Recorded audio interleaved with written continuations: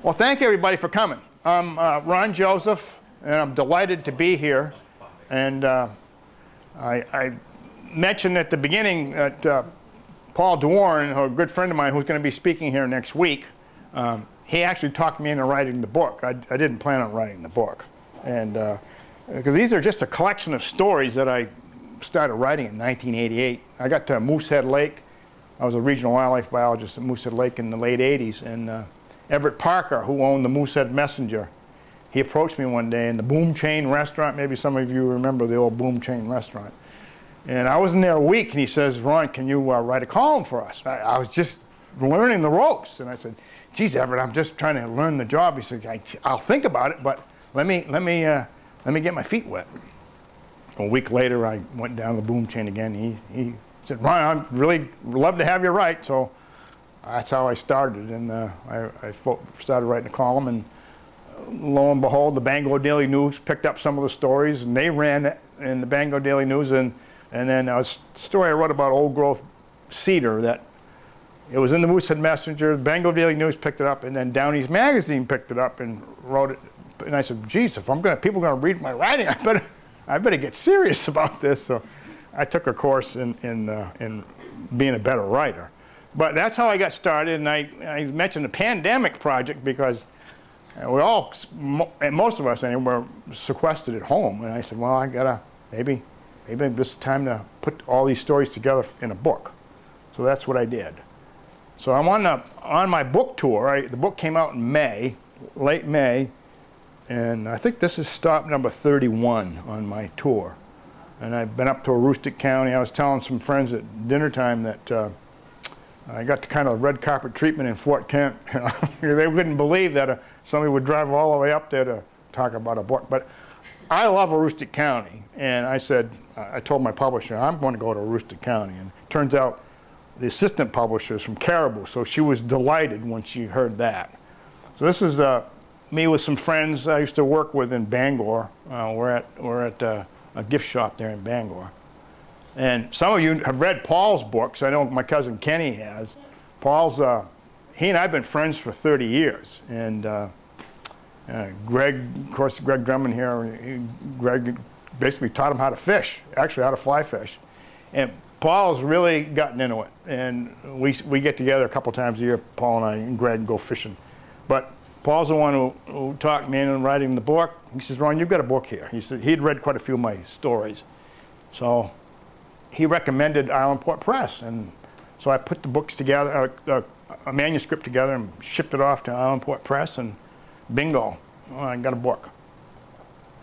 And I want to start by talking about people who have an influence on your life. And for me, it's pretty clear that it's my grandparents, my mother's parents, up on the farm in Mercer.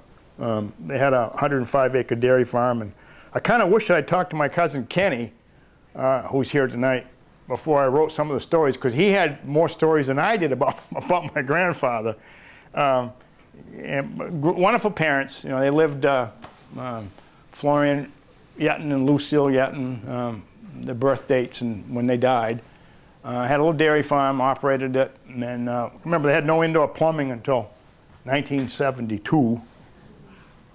That was the farm. This is the farm in 72. The original barn, unfortunately, collapsed, and then my parents worked with them to get this other barn in. But I got to think about this. In the mid-50s when I was growing up, I looked this up in Maine Farmland Trust not too long ago. We had 4,500 dairy farms in the mid-50s, and today we got about 200. I mean, they're really falling to the wayside, mostly small dairy farms like this. But as a kid growing up in the 50s, what kid wouldn't love to be, on a farm? We did, and I can remember when I was some of these kids' age here, every school vacation, we were up to the farm. My mother loved the farm. That's where she was born. She was actually born in the farmhouse and grew up there. And she really was, had great memories and wanted to continue that. And she wanted to instill that in us. And she did. And, my grandmother, I don't want to be too harsh, but she was a very cold Yankee, very stern. unlike my grandfather, he was just pretty happy-go-lucky, easygoing. She was strict. But I loved her just the same because, you know, I had two grandmothers. As my grandfather, that's very typical. Just very low-key, always had a little smile on his face. You know, I just love that photograph of my grandfather in the house. And they moved into his father had this house, and they moved in 1917 in the farmhouse. And I found out from Julie the other day it was built in 1823, so it just celebrated its 200th anniversary of the farmhouse. It's still standing. This woman from Vermont bought it and restored the farmhouse, and it's lovely. And that's my mother with the apron, and then my cousin Kenny, who's here tonight. That's just, here I got my little pointer. Here it is. If I can get it to work, that's my mother here, Alice, and Kenny's mother, Lorraine, Winston, Winfield, and Maxine, the youngest. So there's stories in there really about them, and that's Kenny. Have you seen this picture? And my cousin Kenny right here. He's here tonight. And Gary Wallace. Some of you know Gary. That's Gary here. My brother Bobby, and that's me, and my twin brother and my grandmother in front of the house. And I like to say I wasn't born on the farm, but I got there as fast as my little legs would carry me. Geez, you know, like I said, what kid wouldn't love to be around workhorses? You know, he always had a pair of workhorses, Belgian workhorses, and dairy cows, and chickens and pigs. And I can remember when I was really young, my mother was what we call a backyard bird watcher. She didn't travel to see birds, but she had bird feeders, bird boxes, and she could see that I was picking up that interest in birds. And we didn't have much money. And one day she stopped at a yard sale. I mean, if you're not a Mainer, if you don't stop at a yard sale. And she stopped at a yard sale and she picked up the Peterson Field Guide, early edition, I think 1947. I still have it. And a pair of opera glasses. We couldn't afford binoculars, but she picked up a pair for 50 cents, and it's 25 cents for the book. And I can remember my brother and I were like 5, 6 years old, and we're fighting over the opera glasses because we got to share. It turns out we could see better without the opera glasses, but we felt like big shots, you know, we're carrying these opera glasses around. And I'll never forget that across the street from the farmhouse is an old cemetery that my grandfather took care of, and there's a lilac bush. In one May, lilacs are blossoming and the insects are, and there was this warbler. And we're going through this book, figure out what is this bird, because it was so beautiful. And we went into the farm. I remember sitting at the kitchen table in the farmhouse, my grandmother and my mother. My mother asked me, well, was it the size of a robin? Nope, about the size of a chickadee. So we got it down to the size of a chickadee, and she said, well, it can't be a robin, can't be a tanager, can't be a grosbeak, can't be an oriole. She said, it's not a sparrow, so we got to the warblers, and there's 26 species of warblers in Maine. And we saw this plate, and it was a magnolia warbler. And my brother, Donnie, he was so great. He says, you know, Mom, he says, they should change the name of that bird. She says, what do you think it should be? The magnificent warbler, because it was so magnificent. And I swear, I was leading bird trips at college I was a teaching assistant in an ornithology class, and I kept catching myself calling it the magnificent. No, that's a magnolia warbler, but I wanted to say magnificent warbler. So I had to relearn, but they are just beautiful birds. So I got interested in birds at a really young age. And I got to put a plug in here for Kenny again, because this is, my dad was a welder and a laborer, and oftentimes he was laid off in the winter. And I can remember Christmases Dad wasn't working, so we didn't have much money. And my mother asked all the kids, four of us, put together a Christmas list and we'll see what we can do. And on my list, I wanted a cowboy shirt. That was high on my list. Well, she didn't have any money to go buy a cowboy shirt. So she called Kenny's mother, Aunt Lorraine, her sister, and said, you got 3 boys, any of them outgrown the cowboy shirts? She said, well, I got one here. Kenny can't, it doesn't fit Kenny anymore. So Aunt Lorraine washed it, ironed it, gave it to my mother. She folded it up and put it in a, I mean, I get emotional thinking about this because put it in a box and Christmas paper, and I don't care if I got anything else. I got tube socks, and then in the stuffing, I mean, socks, stuffed socking. I got well, apple and candy canes and orange, something like that. But I got my cowboy shirt, and I kept that cowboy shirt in my closet until a few years ago. It was only a reminder because my mother died very young. And it was just a reminder, every time I saw that, remind me of my mother and how much she really sacrificed for her kids. And I didn't take care of it. The moths got to it and chewed holes in it, and I felt bad. And then that's when I decided that that wasn't going to happen again. And give me a picture, show you this, that this is she knitted this for me one Christmas, you know, and I will not part with that. It's my, you know, I was just a kid, and so I've got that in a plastic bag, but I love the sweater, and my mom died when I was 29, but she gave me so much, and she really, like I said, she really instilled in me a love of birds, and that's when I went on to college, because I really wanted to be interested in birds. But like I said, spent as much time on the fields, my grandparents' farm as possible. You know, we had chores, you know, shoveling manure and carrying it out, but these fields are all full of bobolinks and meadowlarks, and we had so much fun just racing around with those opera glasses and the field guide trying to figure out who was what.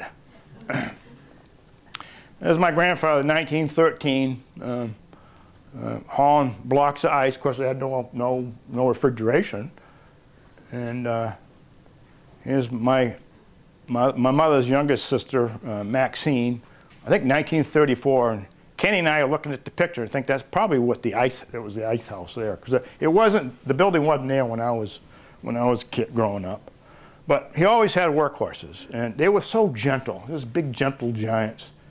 And I can remember going out into the wintertime, he'd cut a pine tree, and we'd twitch out a log and riding on top of those horses. They just seemed like getting up there you were up in the sky. And I was talking to one lady tonight. She had Dickie was your neighbor, right? Yeah. Yeah. And I was telling her, I said, Dickie taught me how to drive a hay truck on the farm. Kenny, this is a Chevy? Ford. What year? 49. 49 Ford. That's what I learned on, was the 49 Ford. And I don't know if Kenny remembers this. We were coming up out of the Annabelle, and I was the youngest, and they said, well, why don't you ride up, because we want to ride on top of the hay bales. So we're coming, and there's a big incline coming up out of the Annabelle, and I missed a gear and started to roll back. So I hit the brakes real hard, and the whole load came off. Kenny fell off, my brother fell off, and my brother Bobby, older, he's yelling at me, and my mother found out later. She says, well, what were you thinking, letting him drive up that incline, you know, for the first time? But I'll never forget it. But I remember learning to drive that hay truck. And I can remember I drove into the barnyard one time, and Dickie said, well, you're old enough. This is the old barn, the big post and beam barn. He said, you're good enough, drive it right into the barn. So I did. And Uncle Earl Williamson, probably some of you know him, lived in Norridgewock. He's dead now, but he told me when I got out of the vehicle, I'm so proud of myself. I said, there, you know, I took a giant step towards getting my license. He said, don't be in a hurry to grow up. And it wasn't until years later I realized that he had his youth interfered with during World War II. And at age 19, his plane was shot down in World War II over Poland, and he spent the rest of the 18 months in a horrible German prisoner of war camp. But he was a wonderful, wonderful guy, and I can remember, Kenny may remember this too, when we had dinners up at the farm, family dinners, there was no turnip served, because that's what he survived on, turnip soup. And the smell of turnips and seeing turnips just gave him flashbacks to the POW camp. So we never, and my mother said, don't ask about turnips, because I love turnips. Yeah. And this is my mother's Uncle Ben, my grandfather's brother. He had a logging contract business up in the big woods. And this is at Hardscrabble Lodge, which is now owned by Malone, the billionaire. But this was a lodge right on Spencer Lake, and he had a logging crew. He had his own. There's a piece of history that a lot of people don't realize. We had 4 German prisoner of war camps in Maine, big ones. The biggest one was in Holton, and then there was one in Seboomic, one down east in Princeton, and then one up at Hobbstown, which is right near Spencer Lake. I had 250 Germans here at one time. And my mother's cousin, Dean Yetton, Ben's son, I got to know him later in life, and he gave me all these photographs that he had, because he was 16 at the time when they hired these Germans to come work for them. And here they are, that's PW, is prisoner of war. So Dean was telling me they weren't Nazis. These were, the hardcore Nazis were weeded out in Norfolk, Virginia, and sent to a really highly regulated detention center in Oklahoma. He said most of the Germans that we had were, they were soldiers, but they were musicians. They were forced to go into the army, and teachers. And they didn't know how to run a chainsaw, and then here we are putting them to work in the woods to cut pulpwood, and they sent them up to Holton to pick potatoes, because there was a shortage. I mean, all the young men here, like my Uncle Earl, they were off to war. So we had a shortage of labor here, and then Margaret J. Smith, who was from Skowhegan, she lobbied the War Department to send prisoner of war up to Germans up to Maine to work in the woods and in the fields. This is my Uncle Ben's, my great Uncle Ben's, Ben Yetton's trucks.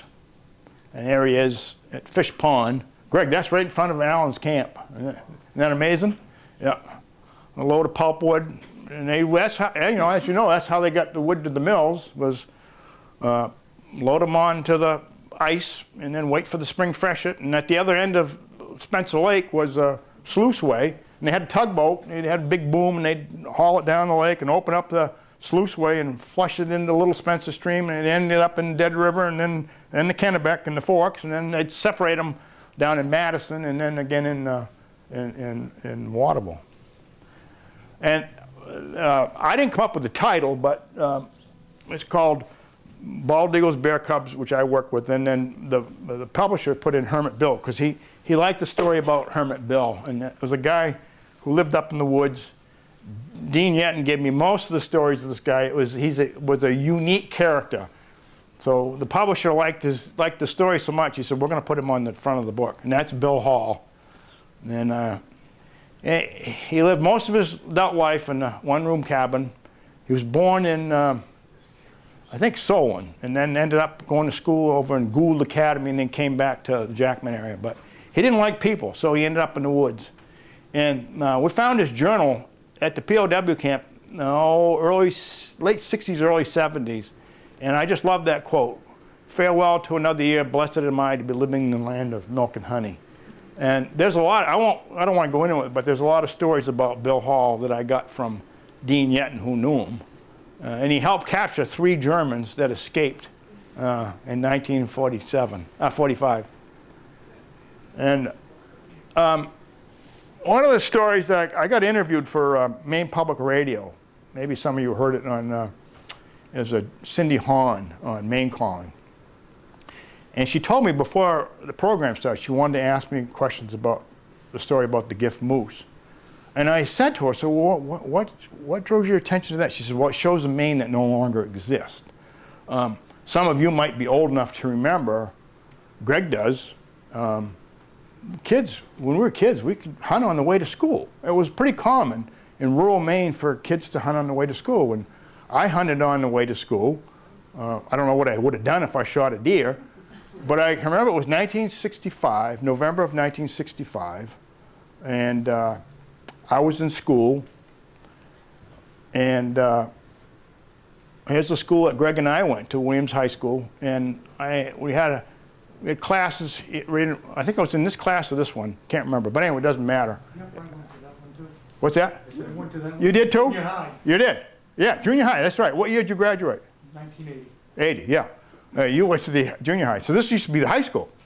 And when I was a kid, 8th grade was also in the school.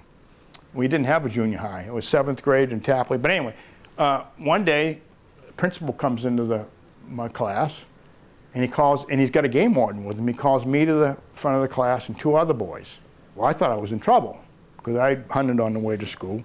What would a game warden want me for? We stepped out in the hallway, and he says, he introduced me to the game warden. Of course, I knew who he was. Anyway, it was Oral Page. And his daughter was in my class. You know Oral? Yeah.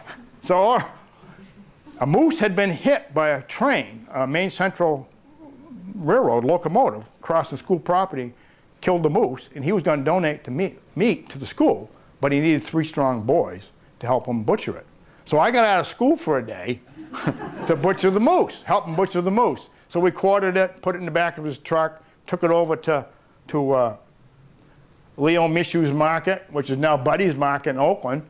Leo had a great big industrial meat grinder, and he had this mountain of pork and beef suet. I remember that. And we mixed it. It took us, I don't know, 4 or 5 hours, 6 hours to take, we ended up with 500 pounds of moose hamburger. And in the time we were working, making hamburger, the cafeteria workers had cleaned out our freezer and getting preparation. So we ended up with 500 pounds of moose burger. And Cindy Hahn was telling me, she says, well, A, you can't hunt going to school anymore. I mean, we all carry pocket knives because some of us worked at dairy farms afterward. So everybody had pocket. You can't have a pocket knife today, can't carry a gun to school for obvious reasons. And you can't donate, you couldn't donate a moose meat to school. It's not USDA inspected.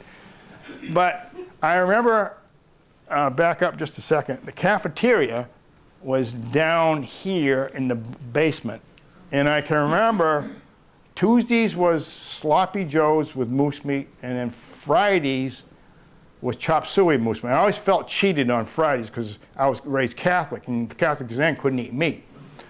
So I said to myself, I'm going to be a bad Catholic, because I knew I was going to get fish sticks when I got home for supper. I wasn't going to eat fish sticks for lunch, so I cheated and ate chop suey with moose meat. And I remember one day there was a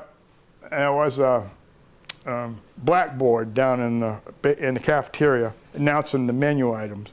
And it's written, of course, written in chalk, and chop suey with moose meat. And some kid stood in line and he erased the second O when he put a U. So chop suey with mouse meat. And Mrs. Tibbetts, who was the head of the cafeteria, she laughed so hard, she had a tear coming out of her eyes, you know. And she put the O back in there, but, you know, it's just on it, you know, just innocence. And I'd be remiss if I didn't mention my Lebanese roots. This is my Lebanese family, but I don't know a whole lot about them because they spoke very little English. But this is, friends, I've shown this picture to friends, and I call it the Lebanese mafia photo. My grandmother and grandfather came to the United States in 1909, and they never really did master the English language, although they mastered raising kids. She had 22 children, no multiple birth, no twins. And this is one of our family reunions, and this is me. I don't know how old I was, and there's my twin brother Don, and my brother Bobby. Here's my parents, and then where's my sister? There's my sister Gail. Yeah. So, but I remember growing up, I heard all these stories about the 1944 basketball team from Waterville High School. They won the New Englands when the New Englands were a 6-state tournament. And they were 26-0. I mean, it was a perfect team. And every single kid on that team was a child of an immigrant, including, I was pretty proud, 5 Lebanese kids that were on that team, including my father's cousin, Tootsie Joseph. That's Johnny Mitchell, Swisher, he's pretty famous. And the Jabras, Paul Mitchell, Johnny's brother.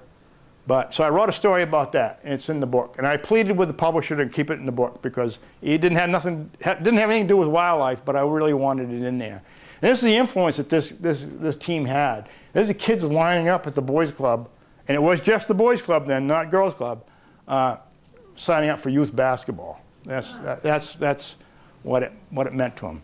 Me, I went on. I wasn't much of an athlete. Greg will disagree, but I wasn't much of an athlete. So I went on and studied eagles out west. These are golden eagles, and got my master's degree. And that was great fun. And I had a chance to go back this year, first time in 40 years, to go visit some of these nests, which was really great. And then I really got my big career started in 1978 with a break. I got a job at Ashland up in Aroostook County. I was the third person selected for the job. I remember being interviewed in Augusta at Maine Fish and Wildlife, and I didn't make the cut, the first two. And the first two guys, they said, well, where's the job? And they said, going to be in Ashland. They said, well, where's Ashland? And they said, Ashland's up here. They had a big map of the state of Maine. He says, well, we're not going up to Ashland. And I'm waving my hand, I'll go. Because you got to take advantage of your opportunities. And I said, all right. So I went up there, and they sent me to Clayton Lake, which was International Paper Company at the time. And I loved it. It was all French Canadians. And I was the only one in the bunkhouse and in the dining room that spoke English. The rest was all French Canadians. Of course, Bill Sylvester was there. Some of you might know Bill. He was the supervisor. He was there, but he had his own house. He was from Auburn. And then Peter Farnsworth and Steve Weeder were the foresters. They were Americans, Mainers, but they were raising their own families. But in the main building, I was the only one that spoke English. And I got a chance to see the end of a logging year because these camps are all gone now. I spent a week in Mabex, Pelletiers Camp, Telos, Comstock. And it was a wonderful experience. And Clayton Lake was right about in here on the other side of the Allagash. And I got to walk 5 to 10 miles a day on snowshoes in the big woods. I had a snowmobile. I didn't have a cold. I didn't have anything wrong all winter. I was the healthiest I've ever been. You know, the food was fabulous, and I got to spend time and see fishers and bobcats and moose walking right past me with their youngsters. I mean, I loved it. I just absolutely loved the big woods. And then later I got to work on the bear studies with, Bear Crew. That was wonderful. And then the lynx study project, which started in 1999, I was part of that research team that got to study the Canada lynx. That's me with a kitten. And I didn't want to skip talking about what we call species that aren't megafauna. Megafauna meaning highly charismatic, like moose, that everybody Googles. And they're impressive. But there's nothing more impressive than this little bird. It's a black-polled warbler that nests in Maine. And they nest in the boreal forest, spruce fir forest, all the way across Canada and Alaska. And in the fall, these birds move across North America and they end up in Maine. They first go west to east, end up on the peninsula of Maine, and they make a flight. Many of them, a non-stop flight from Maine to Venezuela. So they average 650 miles a day and 20,000 feet above the earth. It's like miles up. And it takes them 3 days to get there. And so there was a woman at the University of Maine, I interviewed her. She's studying how this is possible. And she said they're steroid users. She says they don't use artificial steroids. They have an adrenal gland that produces steroid that converts protein to fat.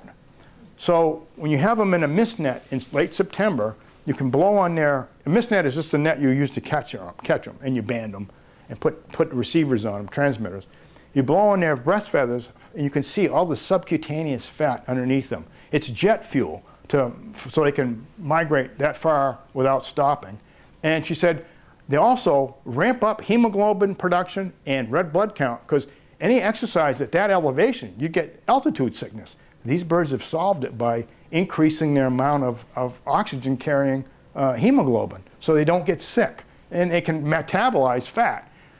And they take off with a northwest wind out over the Atlantic, and the wind blows them this way, and then when they get to about Bermuda, the trade winds blow them back towards Venezuela. It's just, and the sad thing is that climate change, we're getting more and more hurricanes in September when they're migrating, and these birds they can't fight the hurricanes that are coming up the coast. So they just fall into the ocean exhausted and they die. So the population is decreased by 90% since 1970.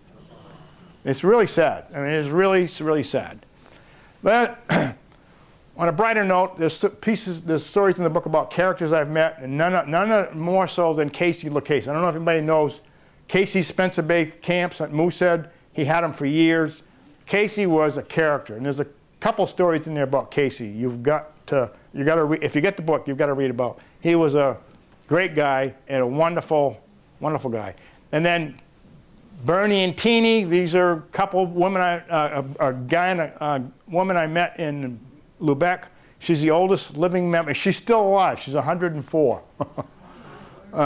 Worked in the sardine factories. And she told me, she said, Lubec had 23 canneries during its heyday, during World War II. And it's just the one she worked at. And she's in a nursing home now in Lubec, but she's wonderful. I just love talking to her. And then unfortunately, Betty Brown, who's no relation, she died last year, but she was a lighthouse keeper with her husband down in Pond Island. And she told a fabulous story in the book, and I don't want to ruin it, but she said that, I asked her, well, she said, it was called Pond Island, she said, but there's no water, fresh water on the island. So they had a cistern in the basement. And they had to clean it once a month because the gulls would land on the roof and defecate and they'd get contaminated. So she had to bleach the water once a month. And she said, but we usually time that when there was a rain event so the cistern would fill up. But she said, I said, well, you had an outhouse. She says, I said, where was the outhouse? She says, oh, outside the back door from the kitchen. I said, well, how many steps? And she said, let's see, 20 steps, but 10 if you were in a hurry. She was wonderful. Yeah, Betty was great. And then I'm going to finish my talk by talking about Roy Gardner, the old gardener. Some of you have been to Allagash Village. His grandparents, actually his grandmother, purchased in 1880 300 acres in Allagash for $50. And they came upriver, pulled upriver because there was no roads. And they built a homestead. And then in a few years, they had large barns, a single shop, a blacksmith shop, and pig pens and chicken coop. He was telling me that he remembers when he was a kid. He was born in 1927. His mother would say, we'll go down to the Allagash. We need some trout for supper. You go down there, Greg, he said they would catch, come back with 15, 20 pounds of brook trout, 2-3 pound brook trout. Amazing. And but Roy worked in the woods, and he's the last piece in my book, a chapter in the book, lifelong writer. He's done every job you can do, including driving a school bus in Allagash. And he said he got fired from his first job. He was a grip tender. And this is another thing I didn't know any of these terms. And as a head chopper, imagine that name. Head chopper was the guy who went ahead of the two-man crosscut, and he would chop a notch in the tree that was to be felled. So the guys following him with the saws, they'd say, okay, well, this one tree we're supposed to cut. And they'd cut that down. And then the grip tenders, which he was, came by with axes and knocked the limbs off. And then the teamsters would come and knock the top off. And the teamsters would come with the horses and haul it out to the yard tender. I mean, he said these terms don't exist anymore because everything's mechanized in the woods now. But he says, but he got fired from his first job because he liked spruce gum. He said, even though it was noon, I was on my break. He said I climbed up a tree and was getting spruce gum, and my uncle fired me for picking spruce gum. And he still lives in the homestead that his grandparents built in 1885. But look at these long logs. I think those were 32 foot, 16 was short. The cookie. That was true when I was staying at the logging camps. It was the cookie, and then the bateau and the river drivers, the PVs, made in Maine, started in Maine, and the Wanagun, the boat, and the paymaster. So that's my lights, please. What's a PV? PV, a PV is a specialized tool. Greg probably explained it better than I could. It has a little hinge hook on it. They were trying to, what I read that, he got inspired by this by watching the loggers up in Old Town trying to undo a log jam, because that's how they transported, they had river drive. And they were using what he thought was pretty primitive tools. And he was looking actually down through a wooden bridge that had holes in it. And he ran to a shop, blacksmith shop, and said, I got an idea. So he put a hinged hook on it, a metal hook, that would only swing in one direction. So if you let off it, the hook would swing back. But this way, it would help turn the logs. So he invented the peavey, and his name was Peavey. And now that peaveys are all the world over. I mean, it's still the company's still in business. There's a Maine company called the Peaveys. Yeah. What time we got? How we doing? 6:30. 6:30. 6:37. Good. All right. Good. So I'd like to say, open it up to questions or comments. Can you repeat the questions when they say Sure. to, 'cause then that way Yeah. we pick it on the mic. Thank you. I wanted to get through that program in a half an hour, and I was hope excellent. I didn't go too fast. So questions, comments, I'd be happy to entertain them. Yes. So, I know that you love birds because your mom was a bird watcher and Right. passed that on to you. But now that you have been a bird watcher and a scientist, why birds? Why birds? Yeah. I think, that's a good question, Kate. I think, I'll go back to the answer, I can borrow Roger Tory Peterson's quote, because he got an honorary degree at Colby, I think it was 1988. Somebody asked him that question. He says, why birds? Why do you like to look at, he says, I like to paint birds and look at birds. He says, because like us, they're active during the day. He said, and they're so pretty. And they have such a beautiful voice. So he said, mammals, I think if they were more active during the day, most mammals are not. Most mammals are nocturnal. He said, we probably would be interested more in them. But birds are just, they're so prevalent and they're just so diversified and different colored plumages and different colored bills and different colored feet. He says they're infinitely fascinating. And he's right. I agree with him. That's the fun thing about birding. It's like you never know what you're going to see. We're talking, Levi was asking me at dinner time about the Christmas bird count. And there's a Christmas bird count. I don't know if you knew that. It replaced there used to be a Christmas shootout. That's what, but people used to shoot birds at Christmas time. And then the Audubon Society got started because it says, well, let's promote seeing birds and celebrating rather than shooting them. So they started an event called the Christmas Bird Count, which is now a great way to collect data on birds. And Rockland has a Christmas bird count. And I go down almost every year. I didn't go this year because I didn't feel well. I had hernia surgery, but you always see something you don't expect, and that's the beauty of bird watching, I think. One year we saw a yellow-breasted chat on the Christmas bird count, which is, you don't even see them in the summertime. And we had a yellow-breasted chat, we had yellow-throated warbler, and we've had so many birds that you say, what are you doing here this time of year? I mean, it's fun. It's just great fun. I love birding. Yes, Greg? Didn't you, in high school, find an injured kestrel and Yeah. bring it back to? Well, we had a neighbor who was an arborist, and he was doing some work for CMP, and they were cutting down some trees that were in possibly could land on the power line, and he cut a tree down. He didn't know it had a cavity in it, and out fell these kestrels. And he brought them home. He probably should have just left them there. The mother would have fed them, but he brought them home. And he knew my mother and I was interested in birds. He brought them to our house, and we raised them. And then looking back on it, we didn't feed them properly. We gave him Hamburg. Well, we should have given him his bones because they really need calcium. And had I known then, I would have broken up some bones and given them some bones because they needed calcium. But they took off. But they were imprinted to us. So that was the other thing that was not good about raising them, because then they think they're a person because they imprint, and they would land on my head. And, we had Super 8 video of my mother taking pictures of the birds, and I got a piece of the hamburger on my hat, and I got sideburns, and the birds were landing on my head and such. But yeah, it's just you learn a lot. But I always like hawks and eagles. Yes. What's your favorite type of bird? What's my favorite type of bird? That's a good question. Ravens probably one of them. I'd have to say probably three. Ravens, magnolia warbler, of course, because that was my gorgeous bird, and then peregrines, because peregrine falcons is the world's fastest flying bird. They can go 200 miles an hour in the dive, and the world is their home. They just take off. The ones in the Arctic go all the way down to Tierra del Fuego, the tip of South America. You imagine being able to do that, just take off and then go back up. Amazing.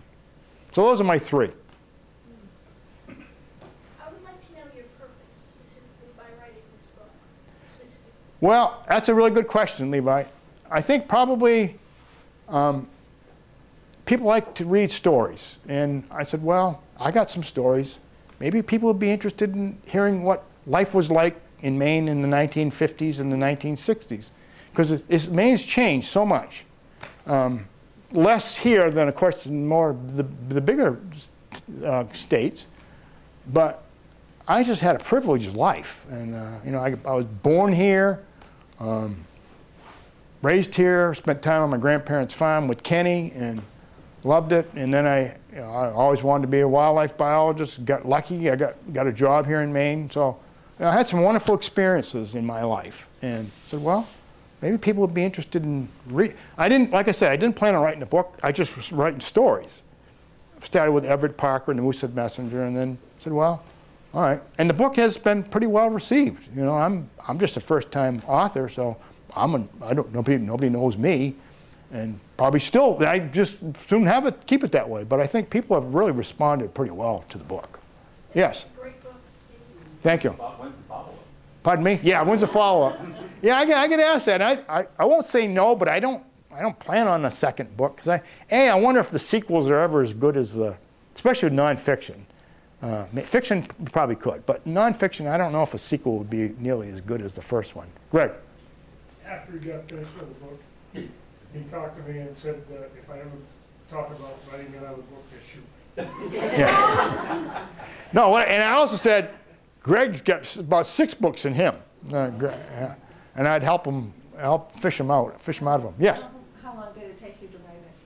Well, I would say, because I look back at some of the early stuff I wrote, like 1988, they're horrible. And Paul says, just go back and edit them and brush them up.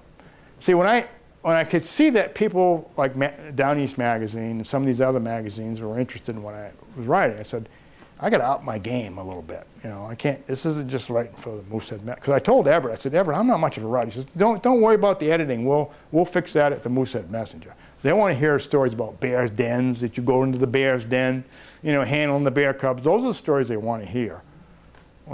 So I look back at some of those stories, and they were really poorly written. So it took me, answer your question, I was going to say probably 3 months of going back through all the stories and editing them.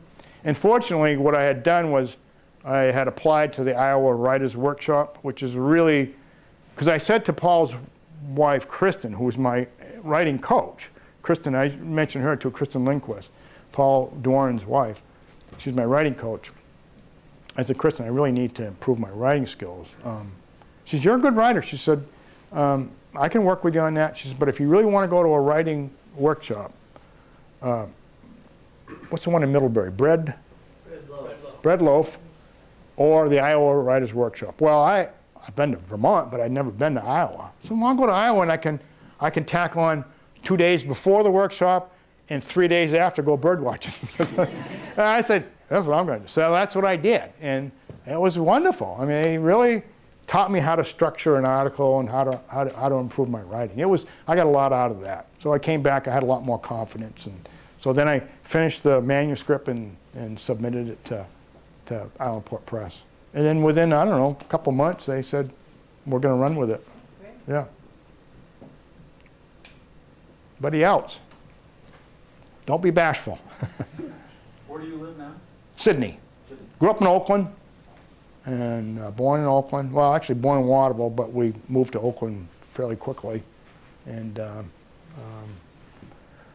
yeah, my mother was just such a big outdoor person that had a big farm. I mean, big garden at the house in Oakland, and we had a big garden up at the farm. Yes, Levi. What was the most interesting experience with birds you've had?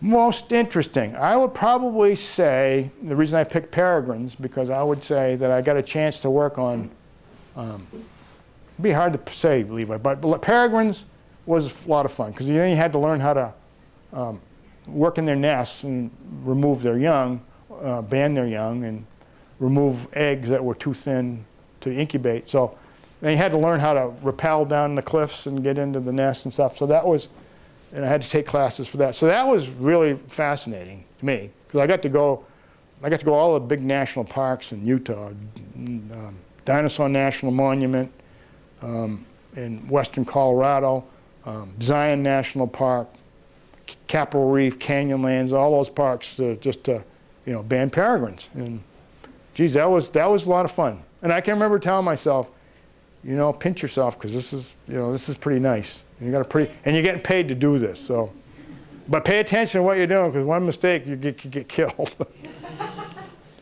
Yes. Did you have any interest in or did you see when that stellar sea eagle was hanging around? I had an interest, of course, but I decided for me, and I'm not being judgmental, that I don't really want to chase birds because it's just, I don't like crowds. And there was a lot of people, Greg went down, and Greg says, we knew where the bird was just by the crowd. But we didn't want to be in that crowd. No, We didn't see it. no. Again, I don't want to generalize, but some birders can be pretty snooty, and I don't know if Greg ran into that. And I don't want to be. I followed the people. I went over and I said, where's the bird? Yeah. I went over here and then. Yeah. Yeah, some of them are very friendly and helpful to tell you where. Others won't.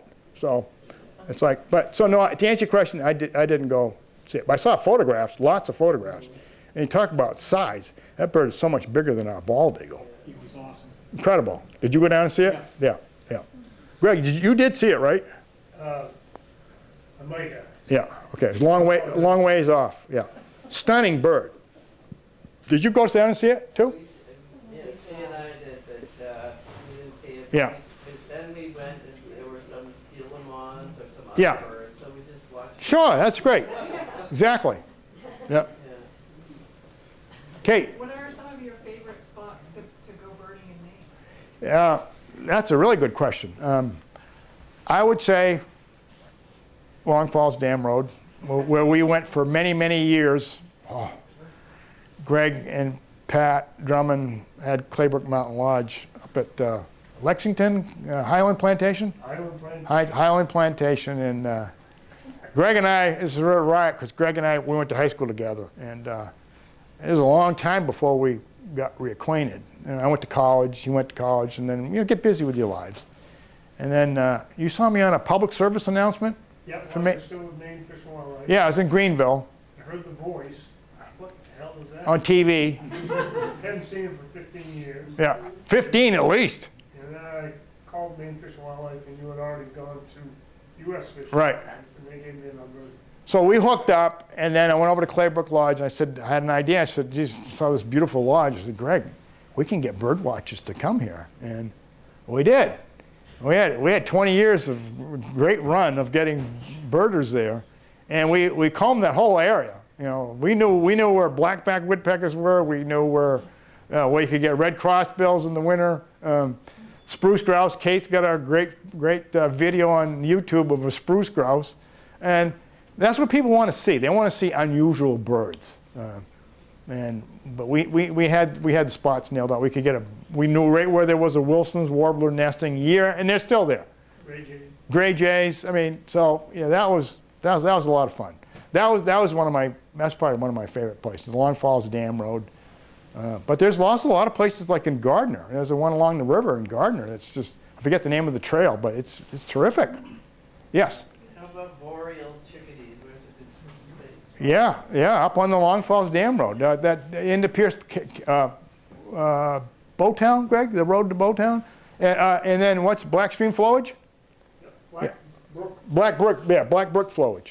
Yeah, that's a great place to see boreal chickadees.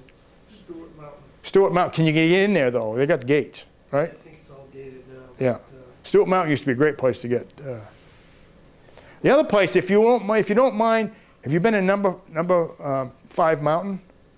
Oh, it's spectacular. Up near Jackman. Up near the top. That's a great place for boreal chickadees. And black-polled warblers that nest. And fox sparrows. I mean, you're singing fox sparrows. You don't get that bird in Maine very often. What Fox sparrow. Fox sparrow. Yeah, they're a large sparrow, and they're the color of a fox. They're reddish. Yeah, eastern race is really reddish. Bigelow Preserve. And Bigelow Preserve, yeah, Bigelow Preserve, another place, up near the top. Anybody else? Yes? When you spoke at UMF a few years ago, Yep. I wish I'd paid better attention. You talked about the migration of the osprey. Right. Can you- Yeah. That's another bird. I mean, yeah, the osprey is, this is birds that nest in Maine, and they go all the way down to, some of them winter in the Pantanal. And it's like this is one of the largest freshwater wetlands in South America. They go all the way down there. This is a bird that probably nests here in Maine, you know? And a lot of our birds end up in Florida or further south, but they cross the Gulf of Mexico, ospreys. And of course they feed on fish, so they can always stop and get something to eat. But a lot of our ospreys winter a lot of our birds winter in South America. Yeah. But the osprey is one that goes really a long, long, long ways. And they fly at night. And they fly at night. It's amazing. Yeah. Well, it's cooler. There's usually no wind, headwind, and no hawks. So there's another reason why a lot of the birds fly at night. What about the hummingbirds migration? Yeah. How far do they go? They go 650 miles across the Gulf of Mexico. You can imagine. Shot. One shot.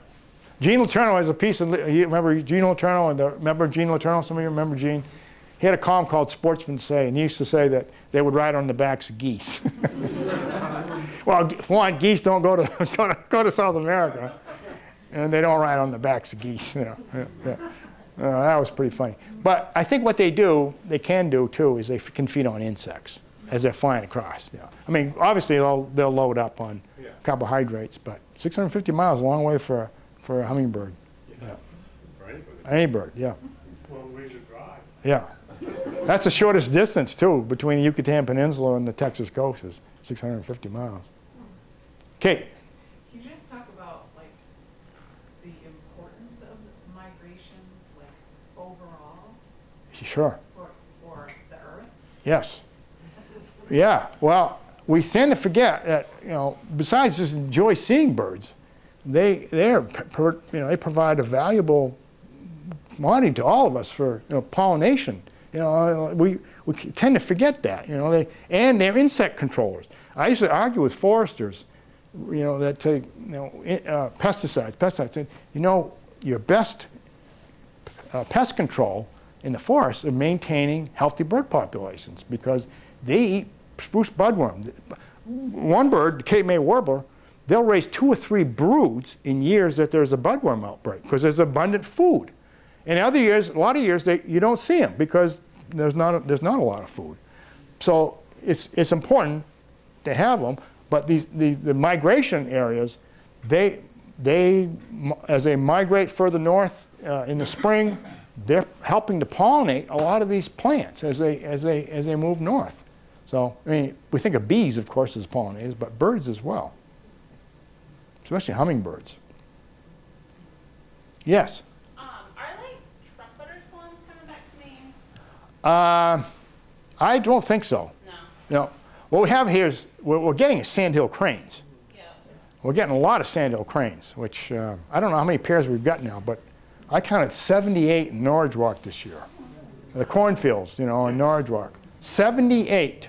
I mean, that population's been building and building and building, and they are great to see, you know, sandhill cranes. Yeah, you've seen them. You've driven over there to see them. Anybody been over to Norridgewock to see them? Yeah. We've been watching them since they first came. Yeah, yeah. They stayed well into November this year. Yeah. We did a show about them on Channel 11. You did, yeah. Did you get, how many? There were just 2. Yeah. So they're doing it, Entertaining. was it in the spring or fall? In the spring, early spring. So they're doing a courtship, yeah. Yeah, they were courtship. jumping around. Yeah, it's a courtship dance. Yeah, great bird. We're lucky to have them. Yeah. Well, I got books here. If anybody wants to buy a book, I can happily sign it too. And so,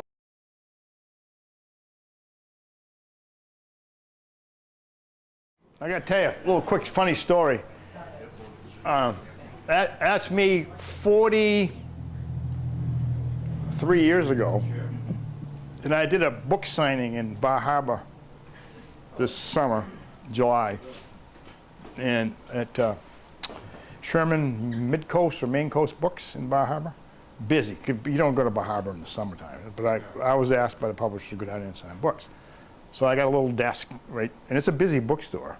And this boy comes up. He's about 5. And he picks up the book. He looks at the book. He looks at me. Looks at the book. He says, "Is that you?" I said, "Yeah." I was like, I said, "That's me about 40-something years ago. Doesn't look like you."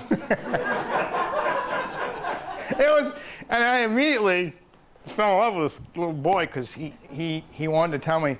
His mother says, "Tell him what you've been doing."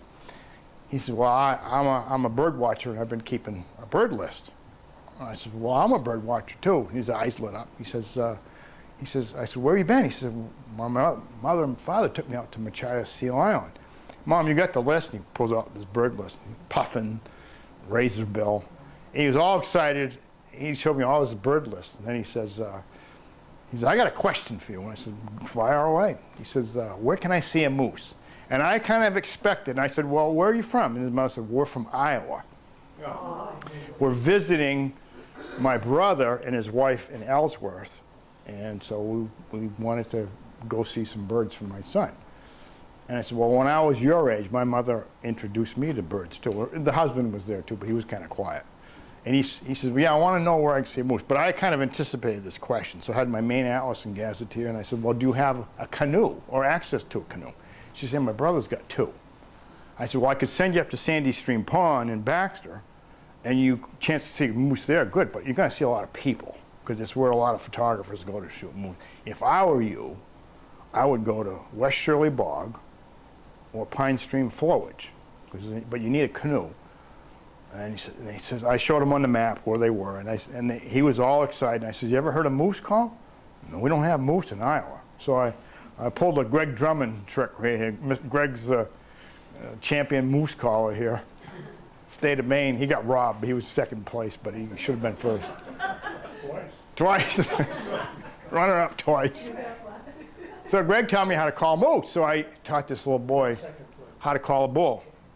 I went, I said, "But they only do that during the rut." He says, "What's the rut?" I said, "It's a breeding season." "What's breeding?"